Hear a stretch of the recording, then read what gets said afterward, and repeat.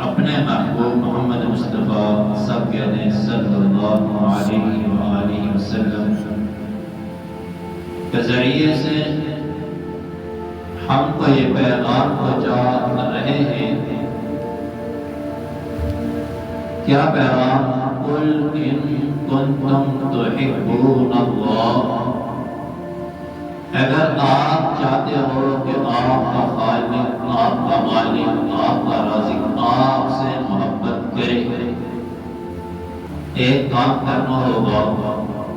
وہ کام کیا ہے؟ فاتبعونی یحببکم اللہ، تم میری اتباع کرو، اللہ آپ سے محبت کرنے لگیں گے۔ مختصر سا ایک قاعدہ بتا دیا کہ اگر تم لوگ چاہتے ہو کہ آپ کا پروردگار عالم آپ سے محبت کرے تو آپ میرے بتائے ہوئے یعنی محمد مصطفیٰ صلی اللہ علیہ وآلہ وسلم کے بتائے ہوئے طریقوں کے اوپر عمل کرو گے تو اللہ وحدہ لا شریک کی ذات آپ کو محبوب جانے گا۔ اللہ کے محبوب کے ساتھ محبت در حقیقت اللہ کے ساتھ محبت ہے، جس طرح حدیث مبارکہ کے اندر آتا ہے اگر کوئی یہ دیکھنا چاہے کہ میرا رب مجھ سے راضی ہے تو اپنے والدین کو دیکھے، اگر اس کے والدین اس آدمی سے راضی ہیں تو سمجھو اس کا رب بھی اس سے راضی ہے۔ اس کی مثال صحابہ کرام میں اعلیٰ درجے کی ملتی ہے۔ صحابہ نے محبت اور عشق کی جو داستان آقا علیہ الصلوۃ والسلام کے ساتھ رقم کی، اس کی مثال نہیں مل سکتی۔ سب سے پہلے ایمان لانے والے ابو بکر صدیق رضی اللہ تعالیٰ عنہ ہیں۔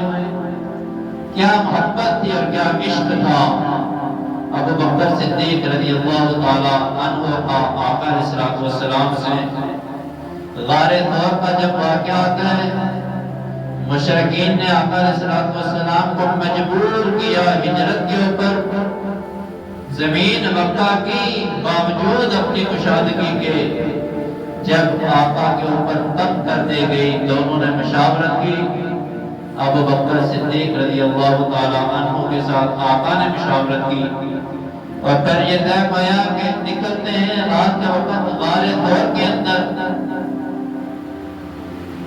ہجرت شروع کی، راستہ مشکل تھا۔ ابو بکر صدیق رضی اللہ تعالیٰ عنہ نے آقا علیہ السلام کو بولا کہ اللہ کے محبوب محمد مصطفیٰ صلی اللہ علیہ وآلہ وسلم، آپ میرے کندھوں کے اوپر سوار ہو جائیے، چلنے سے آپ کو تکلیف ہوتی ہے، مشکل درپیش آتی ہے، راستہ مشکل ہے، آپ میرے کندھوں کے اوپر سوار ہو جائیں۔ ابو بکر صدیق آقا علیہ السلام کو اپنے کندھوں مبارک کے اوپر اٹھاتے ہیں، غار طور کے اندر پہنچتے ہیں۔ غار ہے، اس کے اندر سوراخ ہے، چادر ابو بکر صدیق رضی اللہ تعالی عنہ اپنے کندھے سے اتارتے ہیں، آقا علیہ السلام کا سر گود کے اندر رکھتے ہیں، جو چادر سر کندھے سے اتاری تھی اس کے چھوٹے چھوٹے ٹکڑے کرتے ہیں اور ان ٹکڑوں کو جو سوراخ ہیں ان کے اندر دے دیتے ہیں تاکہ جب آقا میری گود کے اندر آرام فرمائیں تو آقا کو کوئی تکلیف چیز نہ دے سکے۔ یہاں پر ایک بات حدیث کے اندر آتی ہے کہ ایک مرتبہ آقا علیہ السلام بیٹھے ہیں، ابو بکر صدیق رضی اللہ تعالیٰ عنہ بھی بیٹھے ہیں۔ آقا علیہ السلام نے فرمایا مجھے تین چیزیں بہت محبوب ہیں۔ ابو بکر صدیق رضی اللہ تعالیٰ عنہ آئے، ساتھ بیٹھے تھے، فرمایا مجھے بھی تین چیزیں بہت محبوب ہیں۔ اتنے میں جبرائیل اتر کے آئے، فرمایا مجھے بھی تین چیزیں محبوب ہیں۔ جبرائیل واپس اللہ تعالیٰ کے پاس تشریف لے گئے، اللہ وحدہ لا شریک نے فرمایا مجھے بھی تین چیزیں بڑی محبوب ہیں۔ تین چیزیں آقا کی پسندیدہ، تین ابو بکر صدیق کی فرش کے اوپر پسندیدہ، تین جبرائیل کی عرش کے اوپر پسندیدہ، تین اللہ وحدہ لا شریک کی عرش کے اوپر پسندیدہ۔ جبرائیل آئے، فرمایا اللہ کہہ رہے ہیں مجھے بھی تین چیزیں بڑی محبوب ہیں، آقا آپ کی کون سی پسند ہے؟ ابو بکر آپ کی کون سی پسند ہے؟ جبرائیل آپ کی کون سی پسند ہے؟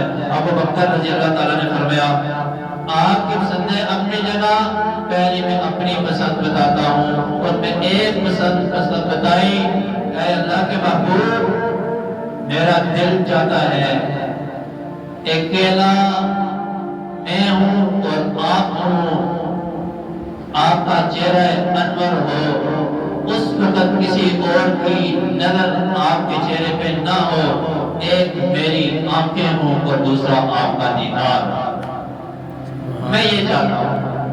غار سور کے موقع پر حضرت ابو بکر صدیق رضی اللہ تعالیٰ کی یہ جو خواہش تھی، علماء نے کہا اللہ نے اس خواہش کو پورا کر دیا۔